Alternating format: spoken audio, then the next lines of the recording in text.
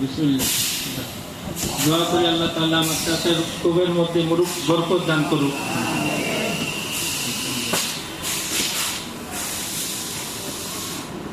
হুজুর সামনে আসলে আমাদের এলাকার মুরব্বীরা আছেন, মন্টু চাচা আছেন, হাজী শাহ আলম সাহেব আছেন, হাজী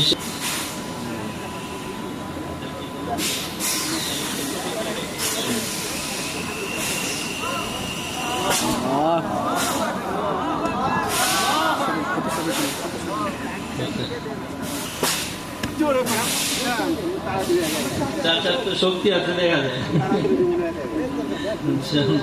তো আবু বকর চাচা আছে মাশাআল্লাহ।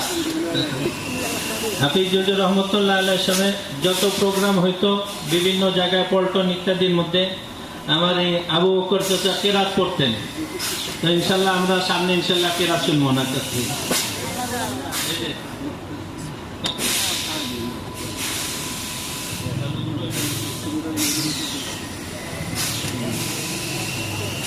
আলহামদুলিল্লাহ।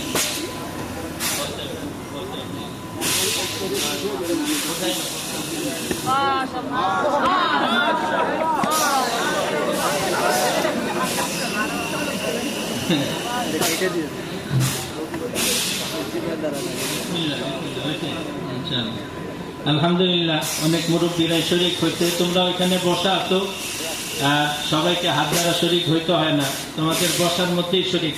আল্লাহ তাআলা তোমাদের এই বসাকে এই কাজের মধ্যে শরীক হওয়াকে কবুল করুন।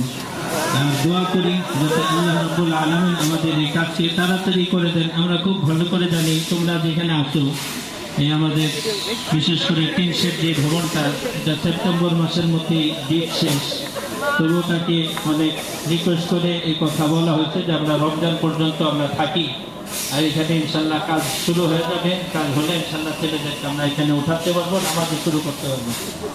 পীরজি হুজুরের নাতি হযরত মাওলানা শরীফ সাহেব একটু আসলে ভালো হয়। পীরজি হুজুরের বড় নাতি।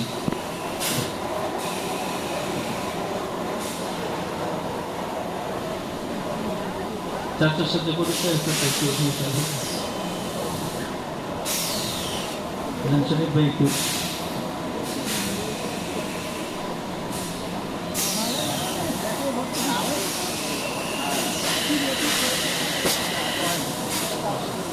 তাহলে মাপটা